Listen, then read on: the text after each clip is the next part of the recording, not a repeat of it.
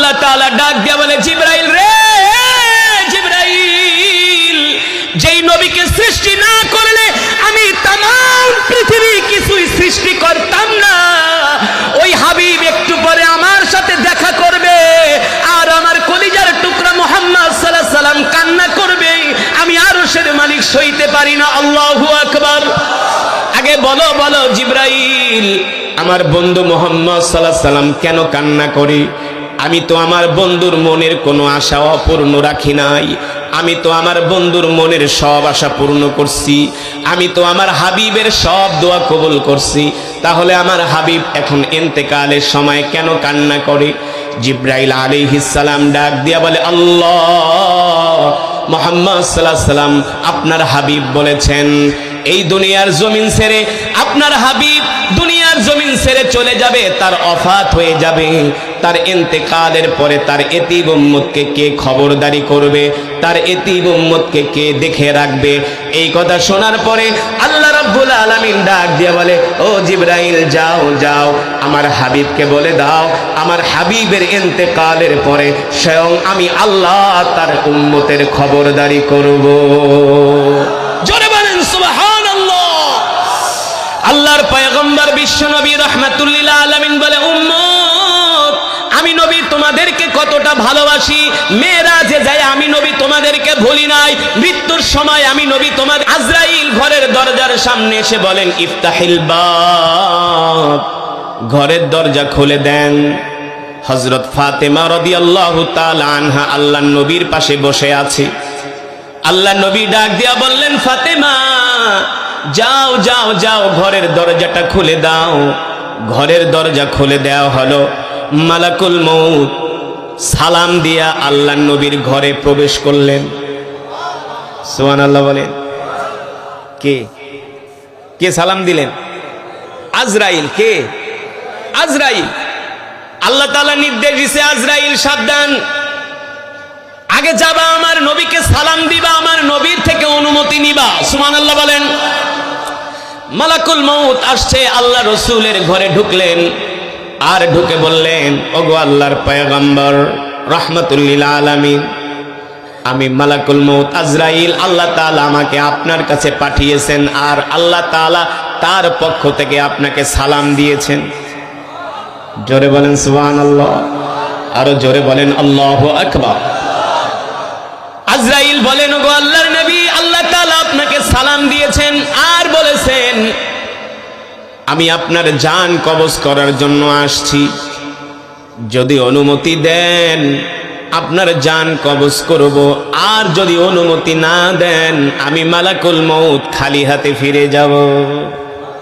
তবে শোনেন, আমি এমন একজন আজরাইল, এমন একজন ফেরেশতা, আজ পর্যন্ত কোন নবীর কাছে পর্যন্ত আমি অনুমতি চাই নাই, কোন রাজা বাদশার কাছে অনুমতি চাই নাই, একমাত্র আল্লাহর হাবিব মুহাম্মদ সাল্লাল্লাহু আলাইহি সাল্লামের কাছে অনুমতি প্রার্থনা করছি, যদি অনুমতি দেন আপনার জান কবজ করব, আর যদি অনুমতি না দেন খালি হাতে ফিরে যাব। এই কথা শোনার পরে আল্লাহর নবী রাহমাতুল লিল আলামিন বলে, হে আজরাইল শোনো শোনো, আমি আমার জান কবজ করার অনুমতি দিব, তবে আমার আল্লাহ তাআলার কাছে এখনো একটা কথা বাকি রয়ে গেছে। জোরে বলেন সুবহানাল্লাহ। আল্লাহ তাআলার কাছে এখনো আমার একটা কথা বলার বাকি রয়ে গেছে। এই কথার ফয়সালা যতক্ষণ পর্যন্ত না হবে ততক্ষণ পর্যন্ত আমি আল্লাহর পয়গম্বর জান কবজ করার অনুমতি দিব না। কিন্তু আজরাইলের তো আর ক্ষমতা নাই আল্লাহর নবীর কথাগুলো আল্লাহ তাআলার কাছে পৌঁছায় দেওয়ার জন্য। এই কথাগুলো পৌঁছায় দেন কে? জিবরাইল। কে? জিবরাইল। আল্লাহর নবী জিজ্ঞেস করলেন, মালাকুল মউত আইনা আখি জিবরাইল, আমার ভাই জিবরাইল কোথায়? আমার ভাই জিবরাইল কোথায়? মালাকুল মউত বললেন, হুয়া ফিস সামাইল উলা। জিবরাইল তো প্রথম আসমানে। আল্লাহর নবীর জবান দিয়া, জবান মোবারক থেকে এই কথা বের হওয়ার সাথে সাথে জিবরাইল আলাইহিস সালাম ৭০,০০০ ডানা জাপটায়া আল্লাহর নবীর সামনে এসে হাজির হয়ে গেছে। জোরে বলেন সুবহানাল্লাহ। আল্লাহ রসুলের সামনে এসে হাজির হয়ে গেছে। জিব্রাইলের চোখে পানি।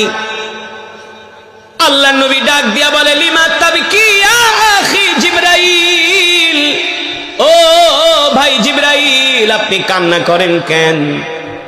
জিব্রাইল তাকায় দেখে আল্লাহ রসুলের চোখেও পানি। জিব্রাইল ডাক দিয়া বলে, গো আল্লাহর নবী, আমার চোখে পানি, কিন্তু আপনি কান্না করেন কেন? আগে বলেন, আপনি কেন কান্না করেন? আল্লাহর নবী বলে, না জিব্রাইল, আগে বলেন আপনি কেন কান্না করেন? জিব্রাইল ডাক দিয়া বলে, গো আল্লাহর নবী, আমি এমন একজন আল্লাহর বিশেষ ফেরেশতা, কোন নবীর কাছে আমি ওহী নিয়ে গিয়েছি 5 বার 10 বার, কারো কাছে আমি ওহী নিয়ে গিয়েছি 50 বার 100 বার, কিন্তু আপনি এমন একজন পয়গম্বর, এমন একজন নবী, আমি আপনার কাছে কোন বর্ণনায় আসছে আমি আপনার কাছে এই পর্যন্ত ওহী নিয়ে আসছি 50,000 বার। আপনি যুদ্ধের ময়দানে, আমি জিব্রাইল যুদ্ধের ময়দানে, সুবহানাল্লাহ বলেন। আপনি রান্নাঘরে, আমি জিব্রাইল রান্নাঘরে। আপনি মসজিদে নববীতে, আমি জিব্রাইল মসজিদে নববীতে, সুবহানাল্লাহ। আপনি মেরাজে গেছেন আল্লাহ তাআলার সাথে দেখা করার জন্য, আমিও আপনাকে সিদরাতুল মুনতাহা পর্যন্ত আগায় দিয়ে আসছি। তার মানে আপনি যেখানে, আমি জিব্রাইলও সেখানে। আজকে আপনার ওফাত হয়ে যাবে, আজকে আপনি দুনিয়ার জমিন ছেড়ে চলে যাবেন, আর আমার জিব্রাইলের কাজও শেষ হয়ে যাবে, আমার আর কোনো দায়িত্ব থাকবে না, আমিও এলপিআরে চলে যাব, আজ থেকে আমার ডিউটি শেষ।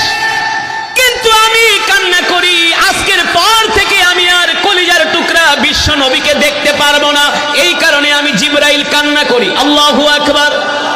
আপনি তো রাহমাতুল লিল আলামিন, কিন্তু বলেন গো আল্লাহ রসুল, আপনি কান্না করেন কেন? আপনার চোখে কেন পানি? এখন তো আপনার কান্না করার কথা না, একটু পরে আপনার ওফাত হয়ে যাবে, আর মালিকের সাথে, আরশের মালিকের সাথে আপনার দিদার হবে, ঠিক কিনা বলেন? কিন্তু এই সময় আপনি কেন কান্না করেন? আল্লাহ নবী ডাক দিয়ে বলে, এ ভাই জিব্রাইল, আমার কান্না করার মানে হলো, আমার কান্না করার কারণ হলো, আমি তো দুনিয়ার জমিন ছেড়ে চলে যাব, কিন্তু আমার এতিম উম্মতের কি হবে? আল্লাহু আকবার। আমার এতিম উম্মতকে কে দেখা রাখবে? আমার এতিম উম্মতের কে খবরদারি করবে? আমার উম্মতরা তো গুনাহ করবে, নাফরমানি করবে, এই কারণে তো আমার উম্মত বিপদে পড়ে যাবে, বালা মুসিবতে পড়ে যাবে, গজবের মধ্যে পড়ে যাবে, ঠিক কিনা বলেন? এই যে ভূমিকম্প হয়েছিল বাংলাদেশে, যদি আল্লাহর নবী আমাদের জন্য না কান্না করতেন, না দোয়া করতেন, তাহলে ভূমিকম্প দিয়া আল্লাহ আমাদেরকে ধ্বংস করে দিতেন, ঠিক কিনা বলে? আল্লাহর পয়গম্বর বলে, জিব্রাইল, এখনো আল্লাহ তাআলার সাথে আমার একটা কথা বলা বাকি রয়ে গেছে, আগে যাও যাও জিব্রাইল, আল্লাহ তাআলার কাছ থেকে ফয়সালা কইরা আসো, আমার ইন্তেকালের পরে আমার এতিম উম্মতের কে খবরদারি করবে, আমার এতিম উম্মতকে কে দেখে রাখবে, এই কথা ফয়সালা না হওয়ার আগ পর্যন্ত আমি আল্লাহর পয়গম্বর, আমি আমার জান কবজ করার অনুমতি দিব না। এই কথা শোনার পরে জিব্রাইল তার 70,000 ডানা জাপটায় চলে গেলেন আরশে আজিমে। আল্লাহ তাআলা ডাক দিয়ে বলে, জিব্রাইল, তুমি এখন কেন আসছো আমার কাছে? কি কারণে তুমি আসছো? দেখেন জিব্রাইলের চোখে পানি। আল্লাহ তাআলা ডাক দিয়ে বলে, জিব্রাইল বলো বলো, আমি আপনাদের সামনে যখন কোরআনুল কারীমের তেলাওয়াত করেছি, একটা আয়াত আমি বারবার তেলাওয়াত করেছি, খেয়াল করছেন কিনা? ওয়ামা আরসালনাকা ইল্লা রাহমাতাল লিল আলামিন। সুবহানাল্লাহ বলেন। এই আয়াতটা আমি কয়েকবার পড়ছি না? কয়েকবার আমি আয়াতটা পড়েছি, কয়েকটা সুরে, কয়েকটা মাকামাতে আমি আয়াতটা পড়েছি। ওয়ামা আরসালনাকা ইল্লা রাহমাতাল লিল আলামিন। মক্কার কাফেররা আমার নবীকে, আমার কলিজার টুকরা রাসূলকে, মক্কার কাফেররা পাগল বলে গালি দিয়েছে, গণক বলে গালি দিয়েছে, জাদুকর বলে গালি দিয়েছে, আল্লাহর নবীকে মিথ্যাবাদী পর্যন্ত বলে গালি দিয়েছে। আল্লাহ রাব্বুল আলামিন নবীকে ডাক দিয়া বলেন, ওগো হাবিব, আপনি মক্কার কাফেরদের কথায় কষ্ট পাবেন না, মক্কার কাফেরদের কথায় কর্ণপাত করবেন না, কারণ মক্কার কাফেররা আপনাকে পাগল বলে, আপনাকে কবি বলে, গণক বলে, জাদুকর বলে। নবী হে আমার, আপনি কবিও না, গণকও না, জাদুকরও না, আপনি হলেন রহমাতুল লিল, জোরে বলে, আপনি হলেন রহমাতুল লিল আলামিন। আল্লাহু আকবার। আল্লাহ রাব্বুল আলামিন বলেন, নবী আপনি হলেন রহমতের আদার, আপনাকে আমি আল্লাহ রাব্বুল আলামিন দুনিয়ার জমিনে পাঠিয়েছি সমস্ত বরকত দিয়া। সুবহানাল্লাহ বলেন। আপনি হলেন বরকত, আপনি হলেন রহমত। নবী হে আমার, আমি আল্লাহ তাআলা আপনাকে এত মর্যাদা দিয়েছি, এত শান, এত মান আমি আল্লাহ দিয়েছি। কুল ইন কুনতুম তুহিব্বুনাল্লাহ ফাত্তাবিউনি ইউহিব্বুকুমুল্লাহ ওয়া ইয়াগফির লাকুম যুনুবাকুম ওয়াল্লাহু গফুরুর রহিম। নবী হে আমার, ওগো আমার প্যারা হাবিব, আমি আল্লাহ আপনাকে এত মর্যাদা দান করেছি, এত ইজ্জত, এত সম্মান দান করেছি। এই পৃথিবীর মানুষ যদি আপনাকে আগে ভালো না বাসে, তাহলে তারা আমি আল্লাহকে পাবে না। ঠিক কিনা বলেন? এ যুবক, কথাটা ভালো করে খেয়াল করবা বন্ধু। তুমি যদি আল্লাহ তাআলাকে পেতে চাও, আল্লাহ তাআলার নৈকট্য পেতে চাও, আল্লাহ তাআলার জান্নাত পেতে চাও, তাহলে সর্বপ্রথম তোমাকে তোমার কলিজার টুকরা নবীকে ভালোবাসতে হবে। আল্লাহ তাআলা বলে, নবী আপনাকে যদি ভালো না বাসে, তাহলে তারা আমাকে পাবে? আগে নবীকে ভালোবাসতে হবে। এখন তো আমরা আল্লাহর নবীকে মুখে মুখে ভালোবাসি, কিন্তু সাহাবায়ে কেরাম রিদওয়ানুল্লাহি তাআলা আলাইহিম আজমাইন আল্লাহর নবীকে সাহাবায়ে কেরাম জীবন দিয়া ভালোবাসছে। আল্লাহর নবীর জন্য কলিজা কেটে দিছে, কলিজা। রাসূলের চাচা হযরত আমির হামজা রাদিয়াল্লাহু তাআলা আনহু আল্লাহর নবীকে ভালোবেসে চাচা আমির হামজা যুদ্ধের ময়দানে আসছে, আর কাফেররা চাচা আমির হামজার কলিজাকে টেনে টেনে ছিঁড়েছে। ঠিক কিনা বলেন? চাচা আমির হামজার নাক কেটেছে, কান কেটেছে। একমাত্র অপরাধ হলো চাচা আমির হামজা আল্লাহর নবীকে ভালোবাসছে। ঠিক কিনা বলেন? কিন্তু আজকে আমার দেশের মুসলমানরা আল্লাহ রসুলকে মুখে মুখে ভালোবাসে। মুসলমানের চেহারার দিকে তাকাইলে আল্লাহ রসুলের আদর্শ খুঁজে পাওয়া যায় না। রাগ করতেছে? মুখে মুখে ভালোবাসলেই ভালোবাসা হয় না। আজকে যুবকদের দিকে তাকাইলে আল্লাহ রসুলের আদর্শ নাই, আল্লাহ রসুলের আখলাক নাই, আল্লাহ রসুলের চরিত্র নাই। পোশাকের ভিতরে আল্লাহ রসুলের চরিত্র নাই, আখলাক নাই, আল্লাহ রসুলের আদর্শ খুঁজে পাওয়া যায় না।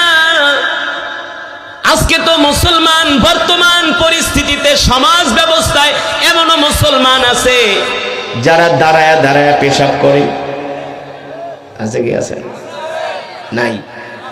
আপনাদের এলাকায় নাই? চা খায় বাম হাত দিয়া আর সিগারেট খায় ডান হাত দিয়া, পায়ের উপর পা তুলা। ডান হাত দিয়া কি খায়? ডান হাত দিয়া খায় চা, আর ডান হাত দিয়া খায়, বাম হাত দিয়া খায় চা, ডান হাত দিয়া খায় সিগারেট। আস্তাগফিরুল্লাহ। এই হলো মুসলমানের অবস্থা। অথচ সাহাবায়ে কেরাম কেমন ছিলেন? নিজের জীবন চলে গেছে, কোনদিন আল্লাহর নবীর একটা সুন্নত তারা ছেড়ে দেয় নাই। ঠিক কিনা বলেন?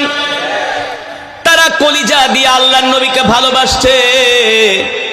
ও যুবক, তুমি যদি আল্লাহ রসুলের সুন্নত গুলো মানতে পারো, আল্লাহর নবীকে কলিজা দিয়া ভালোবাসো, আল্লাহর নবীর আদর্শ আখলাক চরিত্র গ্রহণ করতে পারো, আল্লাহর নবী বলেন, মান আহাব্বা সুন্নতি ফাকাদ আহাব্বানি ওয়ামান আহাব্বানি কানা মাই ফিল জান্নাহ।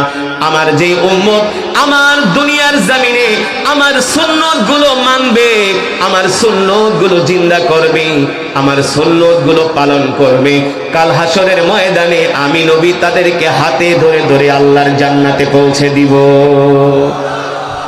রাসূলের একজন সাহাবী ছিলেন, রাসূলের একজন সাহাবী ছিলেন, তিনি ছিলেন আল্লাহ রাসূলের গোলাম। কি ছিলেন? আল্লাহ রাসূলের গোলাম ছিলেন। নাম হলো সাওবান রাদিয়াল্লাহু তাআলা আনহু। নাম কি? সাওবান রাদিয়াল্লাহু তাআলা আনহু। যখন আল্লাহ নবী কোরআনের মজমায় বয়ান করতেন, সাওবান রাদিয়াল্লাহু তাআলা আনহু আল্লাহ রাসূলের মজমার প্রথম কাতারে বসতেন। আল্লাহ নবীর দিকে তাকায় তাকায় সাওবান কান্না করতেন, চোখের পানি ঝরঝর করে পড়তো। আবার মাঝে মাঝে সাওবান রাদিয়াল্লাহু তাআলা আনহুকে আল্লাহ নবীর মজমায় পাওয়া যেত না। তিনি হঠাৎ করে মজমা থেকে দৌড়ে বাড়িতে চলে যেতেন। আবার বাড়িতে যে কিছুক্ষণ সময় থেকে আবার দৌড়ায়া দৌড়ায়া আল্লাহ নবীর মজমায় আসতেন। একদিন দেখেন হযরত সাওবান রাদিয়াল্লাহু তাআলা আনহু চোখ লাল হয়ে গেছে, চোখ দিয়ে অঝর ধারায় পানি পড়তেছে। আল্লাহ নবী ডাক দিয়া বলেন, লিমা তাবকি ইয়া সাওবান, এ সাওবান তুমি কান্না করো কেন, কারণ কি? সাওবান রাদিয়াল্লাহু তাআলা আনহু বলেন, ওগো আল্লাহর নবী, আনা ফাকিরুন জিদ্দান, আমি হলাম একটা গরিব মানুষ। আমি যখন আপনার মজমায় থাকি, আপনার চেহারার দিকে তাকাইলে আমি দুনিয়ার সব কিছু ভুলা যাই। জোরে বলেন সুবহানাল্লাহ।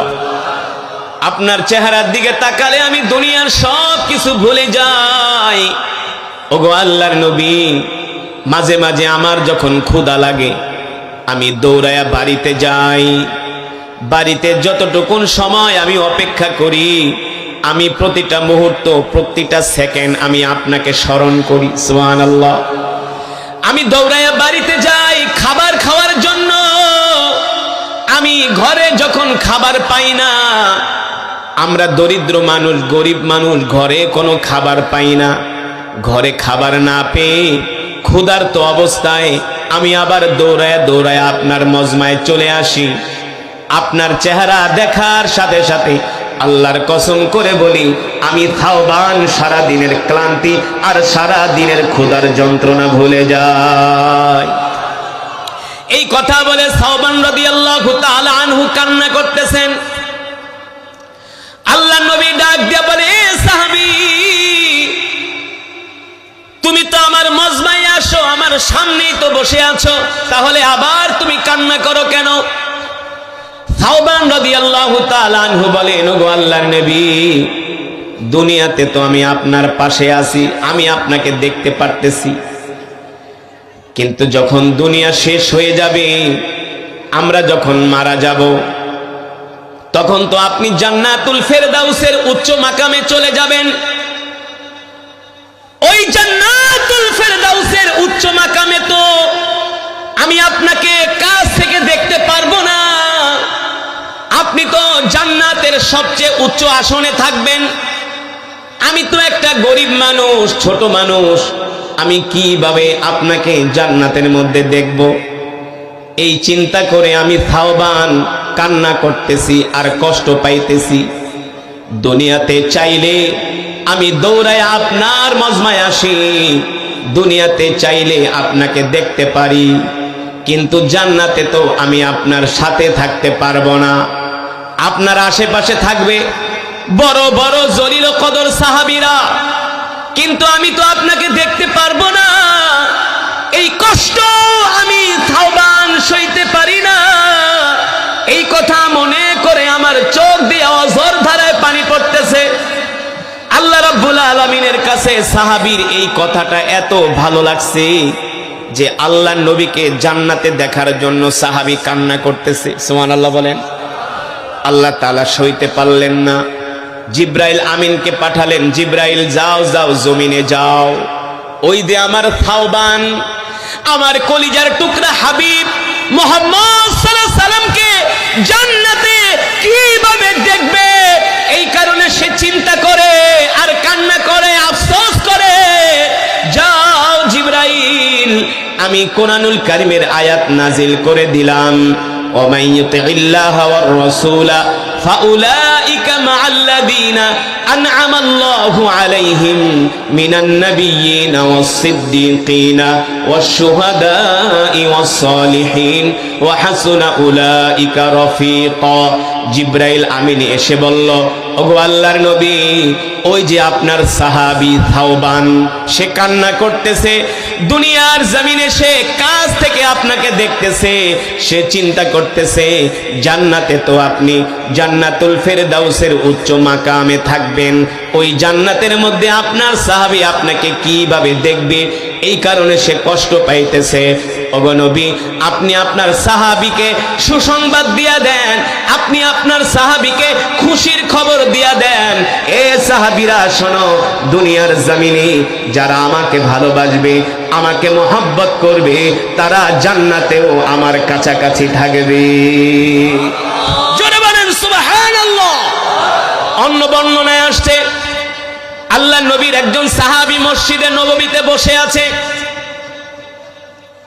আল্লাহ রাসূলের একজন সাহাবী মসজিদে নববীতে বসে আছে, এক কোণার ভিতরে বৈশা বৈশা ইবাদত করতেছে একাগ্রতার সাথে। ভালো করে খেয়াল করেন, আল্লাহ নবী ডাক দিছে, তাআলাউ ইয়া শাবাব, এ যুবক এদিকে আসো, তুমি কি আমাকে ভালোবাসো নাকি? সাহাবী ডাক দিয়া বলেন, ওগো আল্লাহর নবী, আপনাকে আমি ভালোবাসি। তুমি কি জান্নাতে যেতে চাও নাকি? সাহাবী অবাক বিস্ময়ে তাকিয়ে বললেন, ওগো আল্লাহর নবী, জান্নাতে যদি না যাই তাহলে আপনাকে পাবো কিভাবে? কারণ আপনি তো জান্নাতে থাকবেন। আর যদি জান্নাতে যেতে না পারি তাহলে আপনাকে আমি কিভাবে দেখবো জান্নাতে? আল্লাহর নবী বলেন, তুমি যে জান্নাতে যেতে চাও, তোমার এমন কোন আমল আছে, এমন কোন আমল আছে আমাকে বলো, যে আমল দিয়া তুমি জান্নাতে যাইবা। যুবক রে, ও বাবারা, ভালো করে খেয়াল করেন, আল্লাহ রাসূলের সাহাবী কত চমৎকার জবাব দিলেন। বলেন, ওগো আল্লাহর নবী, আমি যে জান্নাতে যাব, আসলে জান্নাতে যাওয়ার মতো আমার কাছে কোনো আমল নাই, জান্নাতে যাবার জন্য আমার কাছে কোনো চালান পাতি নাই। আল্লাহর নবী বলে, সাহাবী, তাহলে তুমি কিভাবে জান্নাতে যেতে চাও? সাহাবী জবাব দিলেন, ফিদাকা আবি ওয়া উম্মি ইয়া রাসূলুল্লাহ, ওগো আল্লাহর নবী, আমি আমার জীবনের চাইতেও আমার কলিজার টুকরা নবীকে ভালোবাসি। আল্লাহু আকবার। আমি আমার জীবনের চেয়েও আপনাকে ভালোবাসি। ফিদাকা আবি ওয়া উম্মি ইয়া রাসূলুল্লাহ, আমি আমার মায়ের চেয়ে, আমি আমার বাবার চেয়েও আমি আমার নবীকে ভালোবাসি। আল্লাহু আকবার। আল্লাহর নবী বলে, সাহাবী, তুমি যে আমাকে তোমার মায়ের চেয়ে ভালোবাসো, তোমার বাবার চেয়েও ভালোবাসো, তোমার জীবনের চেয়েও আমাকে ভালোবাসো, তুমি যে আমার সুন্নত মানো, আমার আদর্শ চরিত্র গ্রহণ করেছো, এই কারণে কাল হাসরের ময়দানে আল্লাহ তাআলা তোমার জন্য জান্নাতের দরজা খুলে রেখেছে। তার মানে আল্লাহ নবীকে ভালোবাসলে জান্নাত ওয়াজিব হয়ে যায়, ঠিক কিনা বলে? কিন্তু সেই ভালোবাসা হতে হবে রাসূলের সুন্নতের মাধ্যমে। রাসূলের সুন্নত মানবেন না, নামাজ একত্র পড়বেন না, নামাজ পড়বেন না, রাসূলের সুন্নত মানবেন না, নবীজির নামে দুরূদ পড়বেন না, দস্তরখান বিছায়া ভাত খাইবেন না। আল্লাহর নবী আমারে জান্নাতে নিয়ে যাইবো, কোরআন হাদিসের কোথাও নাই। আপনি নামাজ পড়বেন না, দ্বীন মানবেন না, আল্লাহর নবীর সুন্নত মানবেন না, আর আল্লাহর নবী আপনারে জান্নাতে নিয়ে যাইবো? না না না। যখন কাল হাসরের ময়দানে সমস্ত নবীরা, পয়গম্বররা পর্যন্ত ইয়া নাফসি ইয়া নাফসি বলবে, সমস্ত নবীদের উম্মতরা পর্যন্ত ইয়া নাফসি ইয়া নাফসি বলবে, তখন আপনার নবী, আমার নবী, কলিজার টুকরা বিশ্ব নবী রহমতুল লিল আলামিন হাসরের ময়দানে সেজদায় পড়ে থাকবে। আল্লাহ নবী সেজদায় পড়ে থাকবে। সমস্ত নবীরা নিজেদেরকে বাঁচানোর জন্য পেরেশান হয়ে যাবে। সমস্ত নবীরা পর্যন্ত টেনশনে পড়ে যাবে। কিন্তু আপনার আমার কলিজার টুকরা বিশ্ব নবী রাহমাতুল লিল আলামিন বললেন, উম্মত, ওই অবস্থায় আমি কাল হাসরের ময়দানে সেজদায় পড়ে যাব, উম্মতি উম্মতি বলে কান্না করব। আল্লাহু আকবার। আল্লাহর নবী বিশ্ব নবী বলে, উম্মত রে, শুধু এখানেই শেষ না, আমার জান কবজ করার জন্য যখন মালাকুল মউত আজরাইল আসছে, মালাকুল মউত আজরাইল আমার ঘরের দরজার সামনে দাঁড়ায় আছে। আমরা এক আল্লাহর গোলাম, ঠিক কিনা বলে? আপনাদের আওয়াজ কম, এর কারণ হলো আমি যে কথাগুলো বলেছি, হায়াতের মালিক, রিজিকের মালিক আল্লাহ। এই কথাগুলো ঈমানের সাথে সম্পর্ক। কিসের সাথে? ঈমানের সাথে সম্পর্ক। হাদিস শরীফে এসেছে, আমরা যখন আল্লাহ তাআলার প্রশংসা করি, তখন ইবলিস শয়তান আল্লাহ তাআলার প্রশংসা করলে ইবলিস শয়তান সহ্য করতে পারে না। রাসূলের হাদিস, আমি বানিয়ে বলছি না। ইবলিস শয়তান চায় না আমরা আল্লাহ তাআলার প্রশংসা করি। আল্লাহর প্রশংসা করে কারা? যারা মুমিন। যারা মুমিন তারা আল্লাহর প্রশংসা করে। আর যারা মুমিন না, যারা মুনাফিক, তারা আল্লাহর প্রশংসা করতে পারে না। ঠিক কিনা বলেন? যখন মুমিন আল্লাহর প্রশংসা করতে যায়, তখন ইবলিস শয়তান আইসা মুখের ভিতরে চাইপা ধরে, এই যা বলছস বলছস, এতক্ষণ কোরআন শুনা, কিন্তু আল্লাহর প্রশংসা করতে পারবি না। ইবলিস শয়তান চায় না আমরা আল্লাহর গোলামি করি। ইবলিস শয়তান চায় আমরা শয়তানের গোলামি করি, কিন্তু আমরা তো শয়তানের গোলাম না, আমরা তো আল্লাহর গোলাম। ঠিক কিনা মুসলমান? মুসলমান, আসমান কার? জমিন কার? কয়টা আসমান? কয়টা? 7টা। কোরআনে আছে কি আছে না? আছে। আল্লাহু আকবার। জোরে বলে আল্লাহু আকবার। যত জোরে জোরে সুবহানাল্লাহ, আলহামদুলিল্লাহ, আল্লাহু আকবার বলবেন, তত বেশি ঈমানের পাওয়ার বাড়বে। কি বাড়বে? ঈমানের পাওয়ার বাড়বে। যারা মুমিন তারা কথায় কথায় আল্লাহর প্রশংসা করে। ঠিক কিনা বলেন? আল্লাহ তাআলা বলেন, নবী, কাফের, মুশরিক, বেঈমান তাদেরকে বলে দেন, আমি তাদের মাথার উপরে 1টা না, 2টা না, 3টা না, 4টা না, 5টা না, 6টা না, আমি আল্লাহ তাদের মাথার উপরে 7টা আসমান বানিয়েছি। সুবহানাল্লাহ বলেন। আল্লাযী খালাকা সাবআ সামাওয়াতিন তিবাকা মা তারা ফি খালকির রহমান মিন তাফাউত ফারজি'ল বাসরা হাল তারা মিন ফুতুর। আল্লাহ রাব্বুল আলামিন বলেন, নবী, তারা কিভাবে আল্লাহ তাআলার হুকুমকে অস্বীকার করে, তারা কিভাবে আল্লাহর সাথে নাফরমানি করে, অথচ আমি আল্লাহ তাদের মাথার উপরে খুঁটিবিহীন 7টা আসমান বানাইছি, কোনো খুঁটির ব্যবহার করি নাই। তারপরে কি তারা শিক্ষা গ্রহণ করবে না? কে বলছেন? আল্লাহ তাআলা বলছেন। আল্লাহর বান্দারা, আমি সেই আল্লাহর জবান, আল্লাহর জবানের কালাম কোরআনুল কারীম থেকে তেলাওয়াত করেছি। আপনারা হৃদয়ের কান দিয়ে শুনেছেন, মন দিয়ে শুনেছেন? মাশাআল্লাহ। যদি শুনে থাকেন, এক একটা হরফের বিনিময়ে আল্লাহ তাআলা আমাদের আমল নামায় কম পক্ষে 10টি করে নেকি দান করছেন। কয়টা? 10টি। আমি শুধু কোরআন পড়েছি, আপনারা শুধু শুনছেন। এক এক হরফে আল্লাহ তাআলা আমাদের আমল নামায় কম পক্ষে 10টি করে নেকি দান করেছেন। শুধু এখানেই শেষ না। হ্যাঁ রে, কপাল পোড়া মুসলমান যদি বুঝতো যে আল্লাহ তাআলার কোরআনের কালামের কত ফজিলত, কত সওয়াব, এগুলো যদি মুসলমান বুঝতো, তাহলে হাঁটতে না পারলেও তার হামাগুড়ি দিয়ে কোরআনের মজমায় আসতো। হামাগুড়ি দিয়ে কোরআনের মজমায় আসতো, গইরায় গইরে আসতো, গড়িয়ে গড়িয়ে, হাঁটতে যদি না পারত। কারণ কোরআন আল্লাহর জবানের কালাম, আল্লাহ রাসূলের হাদিস। আল্লাহর নবী বলেন, এই দুনিয়ার জমিনে যারা কোরআনকে ভালোবাসবে, কাল হাসরের ময়দানে আল্লাহর কোরআন তাদেরকে সুপারিশ করে করে জান্নাতে নিয়ে যাবে। আল্লাহর কোরআন সুপারিশ করে করে জান্নাতে নিয়ে যাবে। অনেক মুসলমান আছে এই কোরআনের তেলাওয়াত শোনার পরেও ঘরে বসে আছে কি আছে না? এগুলো হলো গরু খাওয়া মুসলমান। এদের ইমানের পাওয়ার নাই। চায়ের দোকানে বসে চা খাবে আর বাংলা সিনেমা দেখবে। আর মুমিন মুসলমান আলেম ওলামাদের বিরুদ্ধে আপনাদের মতো যারা কোরআনের পাগল, কোরআনের প্রেমিক, বলবে হুজুর এক পাগল, হুজুরের সামনে যেটি বইসা আছে সবগুলা পাগল। বলে কি বলে না? কিছু মানুষ দেখবেন বলে হুজুররা পাগল হয়ে গেছে, আর হুজুরদের সাথে কিছু লোক আছে হেরাও পাগল। আমরা বলি তোমরা আমাদেরকে পাগল বলে বলো, পাগল বলে গালি দাও, পাগল বলতে পারো, আমাদের কিছু যায় আসে না।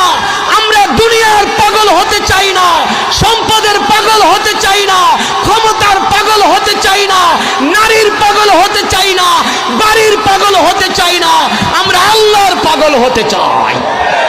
ঠিক কিনা মুসলমান? আমরা কার পাগল? কথা কয় না? কার পাগল? দুনিয়ার মানুষ আমাদের পাগল বলে বলুক, তাতে আমাদের কিছু যায় আসে? সাইয়েদনা আবু বকরকেও পাগল বলেছিল, আর আমার নবীকে তো মক্কার কাফেররা সবসময় পাগল বলতো ইয়া মুহাম্মদ আনতা মাজনুন, মুহাম্মদ তুমি পাগল হয়ে গেছো। বলেন নাউজুবিল্লাহ, আরো জোরে বলেন নাউজুবিল্লাহ। শুধু আল্লাহ রসুলকে মক্কার কাফেররা পাগল বলে গালি দেয় নাই, আল্লাহ রসুলকে তারা গণক বলে গালি দিয়েছে। বলেন নাউজুবিল্লাহ। আল্লাহ নবীকে তারা জাদুকর বলে গালি দিয়েছে, জাদুকর।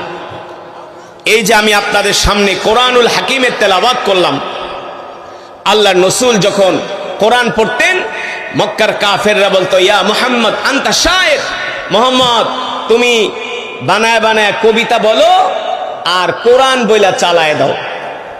নাউজুবিল্লাহ বলবেন না? অথচ মুসলমান, আমি আল্লাহ আপনার উপর কোরআন নাযিল করেছি, আর এই কোরআন হেফাজত করার দায়িত্ব আমি আল্লাহ আমার নিজ হাতে গ্রহণ করেছি।